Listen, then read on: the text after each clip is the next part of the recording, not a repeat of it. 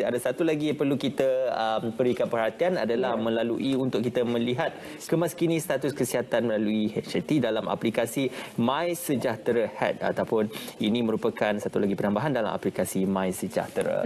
Bersama dengan kita di studio ialah Dr. Mastura Ismail, Timbalan Pengarah Cawangan Kesihatan Premier Bahagian Pembangunan Kesihatan Keluarga KKM. Assalamualaikum, selamat pagi. Waalaikumsalam warahmatullahi wabarakatuh. Sihat doktor? Alhamdulillah. Alhamdulillah. Terima kasih doktor untuk kita bercerita tentang Health Assessment Tool ataupun HAT ni di MySejahtera ni. Molek untuk permulaan doktor bercerita terlebih dahulu tentang aplikasi MySejahtera itu dan HAT ataupun HAT yang ditambah dalam aplikasi MySejahtera itu. Okey, terima kasih Ismail. Soalan tu sangat bagus. Sebenarnya kenapa kita ada sesi pada hari ini amat penting. Kalau kita lihat jumlah pesakit COVID yang pada ketika ini kan macam semalam kan pada 15 Februari sejumlah lebih 22,000 lah kes positif yang telah dikesan. Jadi sehubungan dengan pertambahan kes ni di peringkat Kementerian Kesihatan, kami telah menubuhkan pasukan Rapid Response Team, Task Force sebenarnya. Ini adalah selepas mandat daripada YBMK kita yang meminta Kementerian Kesihatan membuat persediaan. Jadi apa maksud kita membuat persediaan? Kita ingin masyarakat di luar sana faham walaupun kes tu dapati meningkat disebabkan kita tahu kita lihat di negara-negara lain juga pertambahan kes yang mendadak dan oleh sebab itu antara persediaan yang kita buat adalah untuk memberi maklumat yang berkesan yang betul kepada kita punya masyarakat supaya mereka boleh membuat persediaan. Jadi sehubungan dengan apabila kes ni meningkat, kita pernah lihat dulu masa gelombang yang sebelum ni dalam bulan 8, bulan 9 pada tahun lepas di mana kita lihat jumlah pesakit yang datang ke pusat COVID Assessment Center ataupun CAC kan pada ketika itu ada yang di pusat-pusat yang mega seperti di Stadium Melawati dan sebagainya. Jadi jumlah pesakit COVID yang dikendalikan agak ramai. Jadi itu akan memberi kesan kepada kita punya sistem dan juga resources yang kita perlu untuk mengendalikan pesakit tersebut. Jadi kita telah mengambil pendekatan menggunakan aplikasi tambahan dalam MySejahtera dan juga mengubah kita punya garis panduan di mana bagi pesakit-pesakit yang tidak ada simptom ataupun yang bergejala ringan, maka mereka tidak perlu datang ke pusat penilaian COVID tadi. Jadi apabila mereka tidak datang ke pusat penilaian COVID, dah tentunya kita masih terus kena memantau mereka kan Ismail kan Syafiqah?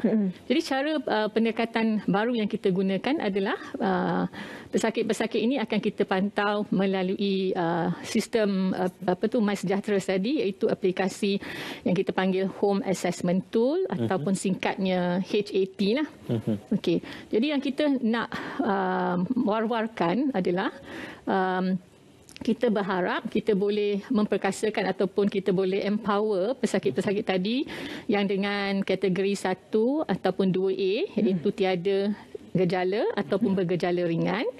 Mereka akan dapat notifikasi daripada MySejahtera dan selepas mendapat notifikasi tersebut mereka diminta mengemaskimi gejala-gejala yang jika mereka ada pada hari tersebut sebanyak 2 kali dalam sehari. Jadi kita ada satu sistem yang nanti pihak MySejahtera yang kita panggil Virtual COVID Assessment Center ataupun singkatnya VCAC lah. Okey, so petugas-petugas di sini kita akan download semua data-data kan setiap hari lah. Kita kata tadi kan setiap hari ada 22,000 dan kita dapati pada ketika ini hampir 200,000 pesakit. Sebab kita tahu kan pesakit COVID yang positif ni kita akan pantau dalam tempoh antara 7 ke 10 hari. So katalah hari ni diagnose 22,000. Sen kita tunggu untuk 7 hari sampai mereka ni selesai tempoh kuarantin. Jadi jumlah ni 200,000. Jadi daripada kita punya data sekarang dan juga daripada penelitian kita dapati pesakit-pesakit yang dalam kategori 1 dan 2A tadi hampir 80%. Okey.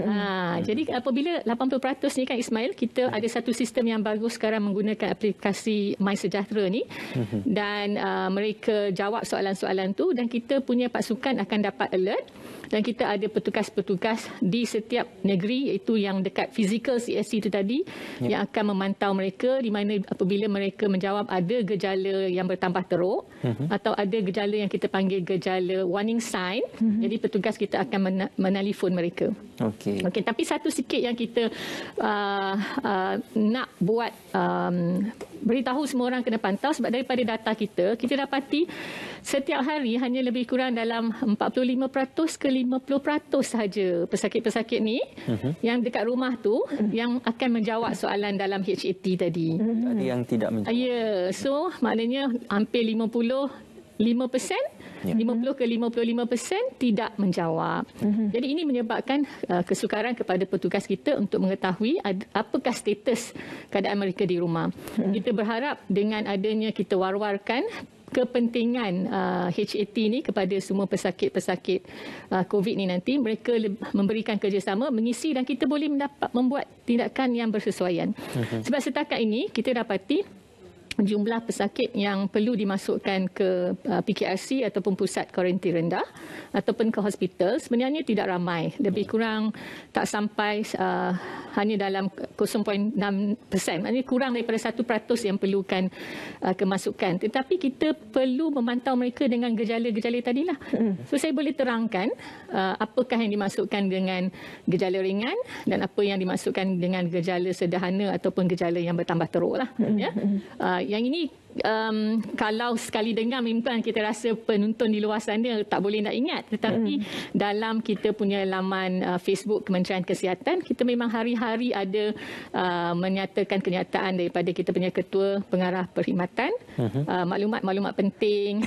Kita juga ada macam contoh video bagaimana nak isi tadi ataupun health assessment tool tadi.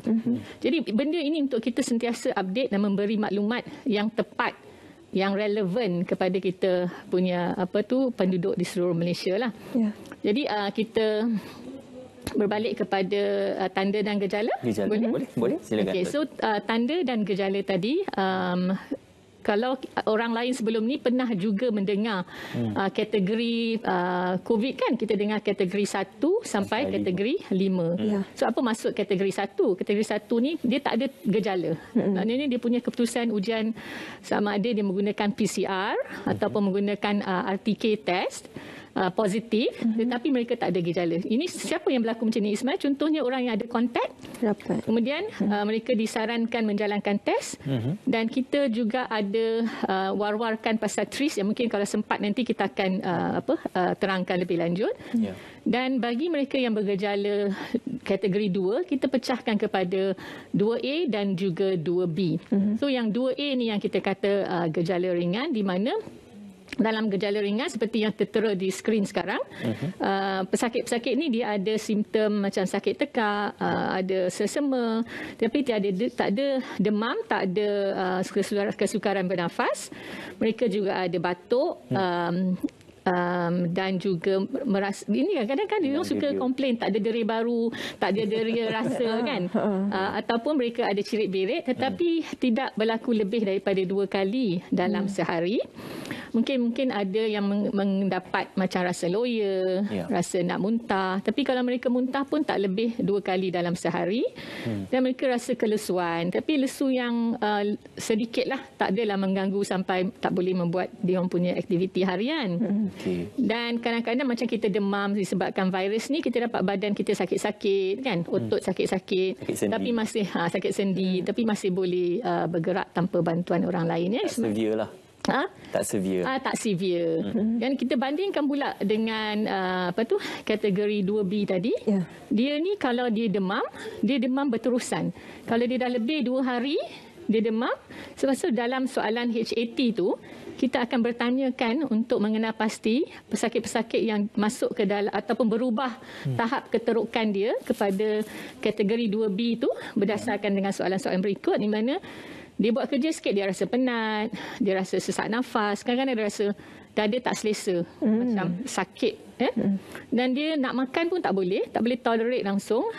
Kalau dia dapat muntah mungkin lebih daripada lebih lah daripada 3 kali, yang tadi tu 2 kali.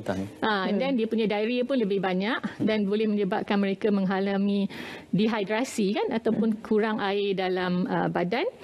Dan mereka nak bergerak pun rasa lesu tadi menyebabkan mereka susah nak bangkit awal-awal pagi ataupun perlukan bantuan. Jadi itu kita tak maulah kita punya pesakit kat luar tunggu sampai simptom tu dah jadi gejala warning sign kan baru nak datang. Kalau 2B ni sesak nafas itu masuk dalam 2B kan? Ya, sesak nafas masuk dalam 2B. Ya. Jadi kalau pada siang hari kita punya pusat-pusat fizikal COVID Assessment Center tadi, pesakit-pesakit yang ada gejala ini boleh terus pergi kepada kita punya COVID Assessment Center. Tapi kalau mereka tidak macam selepas waktu pejabat ataupun CAC ketika itu tidak beroperasi, mereka boleh terus menelefon 999 ataupun boleh terus ke hospital. Jadi ada maksudnya kita dah bersedia. Pihak hospital pun di bawah kita punya bahagian perubatan itulah juga membuat persediaan rapi berkenaan dengan katil-katil, berapa bilangan ICU yang diperlukan dan juga dari segi kesiapsiagaan yang diperlukan untuk kita menghadapi wave sekarang lah, gelombang sekarang. Jika tadi doktor mempericikan mengenai kategori individu yang positif COVID-19, bagaimana pula dengan definisi casual contact ataupun kontak rapat ini? Adakah mereka juga perlu dikuarantin dan juga mengemaskini status mereka dalam HAT ini? Okey, so untuk casual contact, definisi sekarang adalah mereka yang kalau macam kita katalah kita pergi ke pasar raya ke kan, mana tiba-tiba kita balik kita tengok MySejahtera tu dah dapat notifikasi warna macam kuning, slight orange kan. So kita agak, dan ada maklumat balas kat situlah mengatakan anda adalah casual contact. Jadi ada orang macam risau, kenapa dapat notifikasi macam ni. Jadi itu sebenarnya adalah apabila kita pergi ke suatu tempat dan pada masa yang sama ada orang lain sebelum tu yang mungkin berada dekat tempat tu, tetapi dia kemudian pergi membuat pemeriksaan dan dia punya ujian tu positif.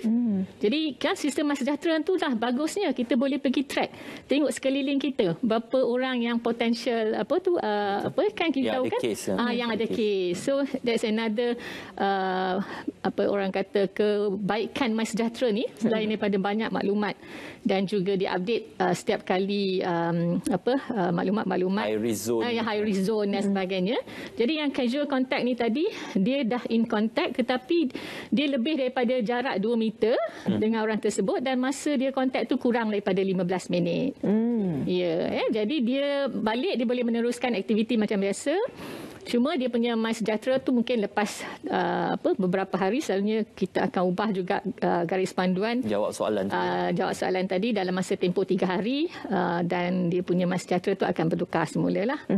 Okey. Saya selalu kena macam tu tapi alhamdulillah selepas menjawab soalan itu dia kembali bertukar kepada alhamdulillah. Sebab mungkin di kawasan itu banyak dilakukan kes. Mungkin kita perlu untuk assess diri sendiri untuk menjawab soalan tersebut. Doktor, berkenaan tentang kuarantin di rumah ini, tempoh kuarantin itu pada ketika SOP yang terkini ni, apa yang perlu diketahui untuk mereka yang mungkin bergejala ringan dan mungkin tidak severe gejalanya? Okey, bagus. Sebab yang ini pun banyak juga persoalan-persoalan panggilan telefon yang kita sediakan sebenarnya untuk pesakit yang kita ada CAC hotline, kita juga ada CPRC hotline. Jadi kadang-kadang persoalan-persoalan ini masih lagi masyarakat kita di luar sana tak tahu apa nak buat. Okey, contohnya kalau dia dah didefinisikan kontak, apa yang diperlu lakukan. Tapi macam Ismail cakap tadi, pertama adalah menjawab soalan-soalan. Kedua, apabila dia diklasifikasikan sebagai kontak, sistem MySejahtera juga akan menghantar notifikasi kepada dia dan juga maklumat apa yang diperlu lakukan.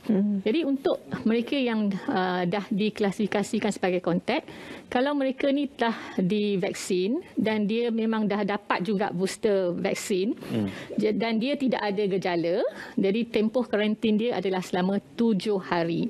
Okey.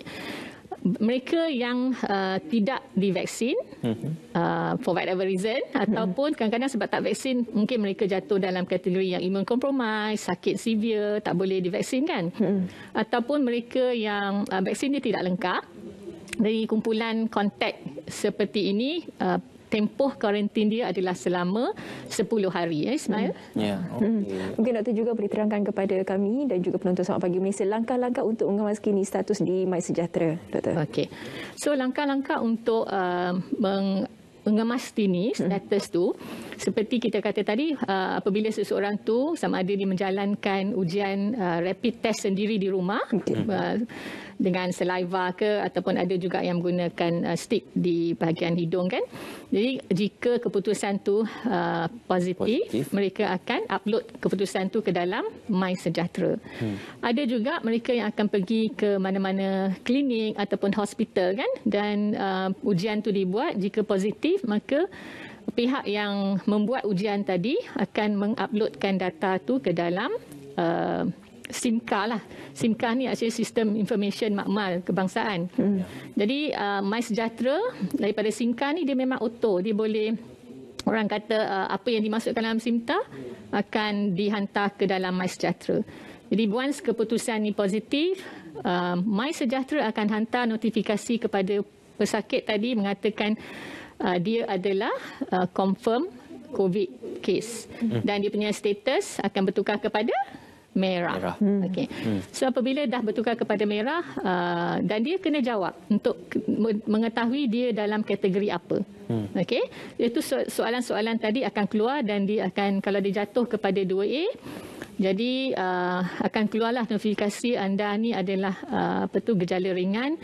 Sila kemaskini soalan-soalan dalam MySejahtera Home Assessment Tool tadi setiap harilah. Pagi dengan petang lah kena buat kan. Jadi setiap hari kalau dia tak buat, Ismail rasa dia kena apa? Oh, banyaklah masalah. Lama lah lagi dia punya proses itu. Bukanlah satu yang kita risau sama ada dia tak jawab dan keadaan dia bertambah teruk. Yang kedua kita risau adalah beban kepada kaki tangan kita jugalah, kena cari dia kenapa dia ni tak jawab. Tapi apa yang kita buat pada ketika ini di bawah sistem yang kita panggil virtual CAC, bila orang ni tak jawab, mereka akan dikenal pasti oleh pihak yang bertugas harian lah untuk kita punya data-data dalam MySejahtera ini, dan kita akan hantar messages lah, SMS kepada telefon dia, dan message tu akan mengatakan sila kemaskini you punya status HAT lah. Kalau dia tak jawab juga, dia akan dapat satu yang kita panggil voice recorded, maksudnya robocall. So penggunaan suara pula adalah suara yang akan cakap okey, encik dalam kategori ini dikendaki ini, dan kita dapati sekarang oleh sebab number yang terlampau ramai ni Ismail, 200,000, kita juga membuat penambahbaikan dari segi kita punya sistem pengendalian pesakit. Kita akan kategorikan pesakit seperti tadi kita kata. Jadi mereka yang dalam kategori risiko rendah tadi, kalau kita bagi SMS dia tak jawab, mungkin kita akan beri prioriti kepada kalau orang tu berisiko tinggi, dia tak jawab, yang itu petugas akan dahulukan kepada orang yang berisiko tinggi lah tadi kan. Jadi kita punya sistem kesihatan ni tadi kita dapat channelkan dia punya human resource keperluan tu dan targeted kepada orang yang kita tahu lebih berisiko untuk mendapat sebarang komplikasi ataupun dia boleh kata severity atau keterukan dia punya jangkitan ni lebih tinggi berbandingkan mereka yang dalam kategori berisiko rendah tadi. Okey. Doktor, ini mungkin banyak ditanyakan oleh mereka yang sedang menjalani kuarantin, mungkin disebabkan positif rapat dan sebagainya kan. Macam mana ya untuk kita melakukan proses seterusnya kalau nak melengkapkan selepas 7 hari itu, ujian itu dilakukan macam mana, bagaimana nak mengemaskini ujian self-test kit ataupun test COVID itu kepada pihak yang berwajib. Okey. So satu lagi inisiatif adalah kalau sebelum ni kita lihat apabila orang tu disahkan positif dan dia pergi ke COVID Center kerana dipasangkan gelang kan sebelum Ismail kan. Jadi inisiatif kita sekarang kita dah dalam melalui sistem MySejahtera sendiri pemberian home surveillance order ataupun quarantine tadi di-digitalizekan. Jadi maksudnya pesakit tadi once dia punya dapat notifikasi dalam MySejahtera, dia screenshot dia punya status tu dan dia boleh hantar kepada dia punya majikan. Jadi sebaik saja apabila tempoh kuarantin dia selesai, automatik maknanya sistem aplikasi MySejahtera ni tadi dia akan diberikan kita panggil release order di mana dia punya automatik lah dia punya status dekat dalam MySejahtera tu akan berubah. So dia punya automatik ni actually kalau dia habis hari ke-7 besok tu lah hari ke-8 lah baru status tu berubah lah. So kalau mereka yang perlu dikuarantin untuk 10 hari, hari yang ke-11 lah. Dan bilangan hari ni Ismail sebenarnya ditentukan dengan bila seseorang itu disahkan daripada ujian makmal dia. So kalau dia ada simptom 3 hari tapi dia pergi buat test lepas hari ke-3, tapi dia punya tempoh kuarantin tu akan bermula daripada tarikh ujian dia. Doktor, sedikit nasihat kepada penonton dan juga sentiasa mengamalkan TRIS. Silakan. So TRIS juga sangat penting, terutamanya yang diwawarkan jika ada sesiapa yang ingin contohnya berkunjung balik ke kampung, ingin mengadakan majlis tertentu. Jadi TRIS ni tadi adalah T itu adalah trace kan. So digalakkan untuk menjalankan ujian saringan sendiri. Kemudian daripada laporan TRIS tadi, dia punya kejap saya lupa the next itu untuk TRIS dan untuk TRIS tadi dia bila dia dah dapat tu dia akan upload information dia ke dalam MySejahtera dan daripada situ tadi kalau dia punya result tu positif, dia akan diberi macam kita cerita tadi. Tapi mereka juga perlu kalau result dia negatif, dia perlu juga memasukkan data tu ke dalam sistem MySejahtera. Jadi trace and then inform tu masukkan result dalam MySejahtera. Kemudian jika ada setiap hari yang dia dah jawab tu, dia perlu seek medical help bergantung kepada dia punya situasi semasa. Sebab kita kena faham pesakit ni walaupun di dalam kategori tidak ada simptom, tapi dia boleh bergejala keesokan harinya. Ataupun kalau dia gejala 2A, dia mungkin lepas tu simptom dia bertambah baik. Jadi sebab itu pentingnya macam tujuan kita ada sesi pada hari ini adalah untuk kita wawarkan kepentingan untuk pesakit kita yang berada di rumah untuk home quarantine tadi, mengupdatekan atau mengemaskini dia punya home assessment tool tu setiap hari. Jangan culas saja. Jangan culas. Itu tidak menguntungkan diri sendiri sebab nanti kalau tiba-tiba keadaan status kesihatan tu bertambah teruk, mereka datang lewat untuk mendapatkan rawatan. Alright, itu yang dilakukan oleh pihak KKM untuk memastikan tahap kesihatan dan juga penilaian kesihatan itu optimum. Terima kasih kepada Dr. Mazrul Ismail yang juga merupakan Timbalan Pengarah Cawangan Kesihatan Prima KKM Putrajaya. Terima kasih, Doktor.